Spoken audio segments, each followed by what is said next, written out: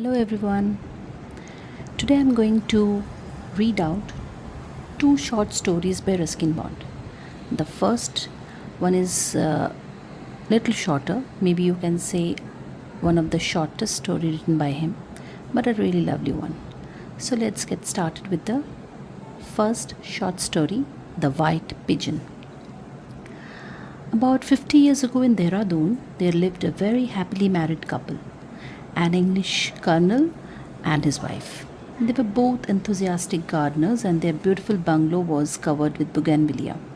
While in the garden, the fragrance of the jasmine challenged the sweet fragrance of the honeysuckle. They had lived together many years when the wife suddenly became very ill. Nothing could be done for her. As she lay dying, she told her family and her servants that she would return to the garden in the form of a white pigeon, so that she could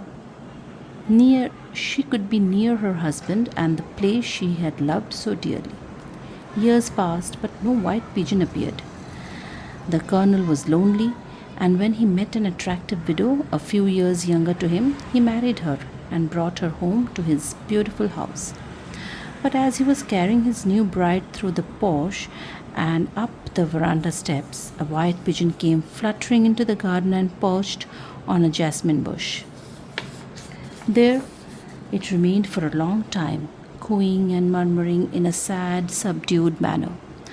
Afterwards, it entered the garden every day and alighted on the jasmine bush, where it could call sadly and persistently. The servants became upset and frightened.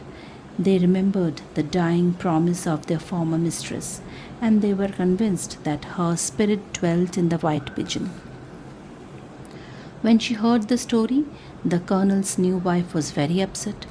When the colonel saw how troubled she was, he decided to do something about it. So when the pigeon appeared the next day, he took his gun and slipped out of the house, stealthily making his way down the veranda steps. When he saw the pigeon on the jasmine bush, he raised his gun and fired. There was a woman's high pitched scream, and then the pigeon flew away, its white breast dark with blood. That same night, the colonel died in his sleep. No one ever knew the reason for his sudden death. When I looked up the cause of death in the local burial register, I saw that it had been given as respiratory failure. In other words, he had just stopped breathing. The colonel's widow left Dehradun, and the beautiful bungalow fell into ruin. You can still see the ruins on the banks of the Bindle watercourse.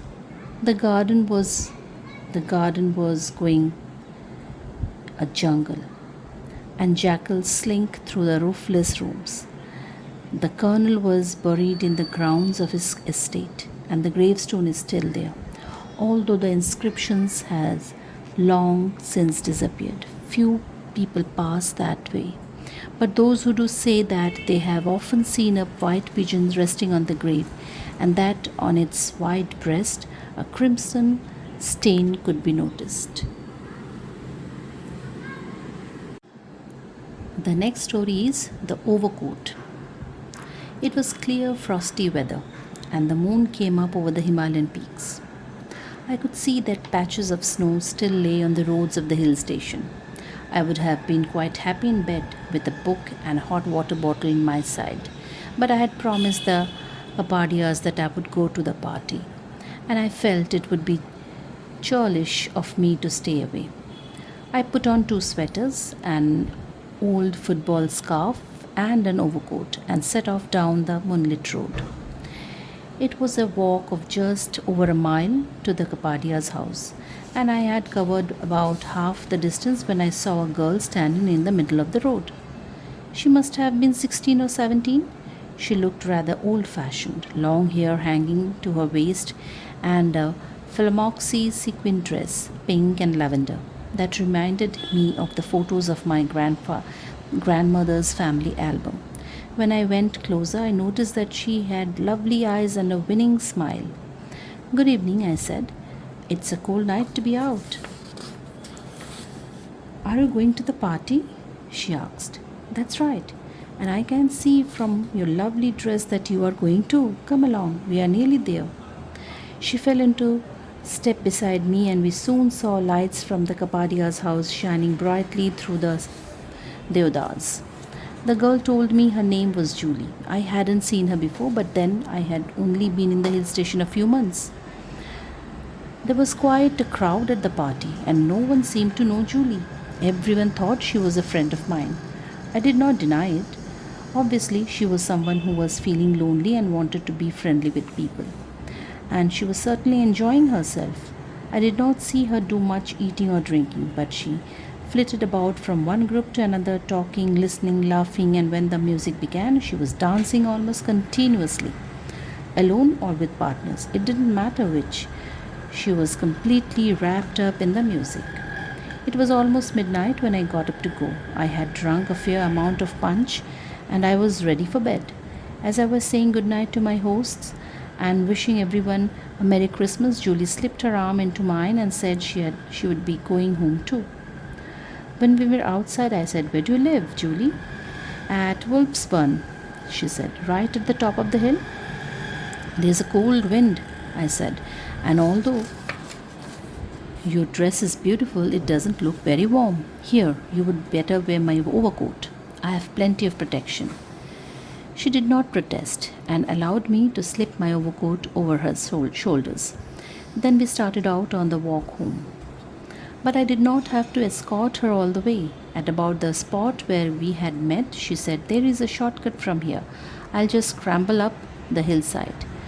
"Do you know it well?" I asked. "It's a very narrow path." "Oh, I know every stone of the path. I use it all the time, and besides, it's really bright night." "Well, keep the coat on," I said. "I can collect it tomorrow." She hesitated for a moment, then smiled and nodded to me. She then disappeared up the hill, and I went home alone. The next day I walked up to Wolfsburn. I crossed a little brook from which the house had probably got its name, and entered an open iron gate. But of the house itself, little remained. Just a roofless ruin, a pile of stones, a shattered chimney, a few Doric pillars where a veranda had once stood. Had Julie played a joke on me? Or had I found wrong house? I walked around the hill to the mission house where the Taylors lived and asked old Mrs. Taylor if she knew a girl called Julie. "No, I don't think so," she said. "Where does she live?" "At Wolfsburn," I told. "But the house is just ruin." Nobody had lived at Wolfsburn for over 40 years. The Mackinsons lived there, one of the old families who settled there. But when their girl died, she stopped and gave me a queer look. "I think her name was Julie. Anyway, when she died, they sold the house and went away. No one ever lived in it again, and it fell into decay. But it couldn't be the same Julie you're looking for. She died of consumption. There wasn't much you could do about it in those days. Her grave is in the cemetery just down the road." I thanked Mrs. Taylor and walked slowly down the road to the cemetery, not really wanting to know any more, but propelled forward almost against my will. It was a small cemetery under the deodars. You could see the eternal snows of the Himalayas standing out against the promised blue of the sky. Here lay the bones of forgotten empire builders, soldiers, merchants, adventurers, their wives and children. It did not take me long to find Julie's grave. It had a simple headstone with her name clearly outlined on it, Julie Mackinson, 1923 to 39. With us one moment, taken the next, gone to the maker, gone to her rest.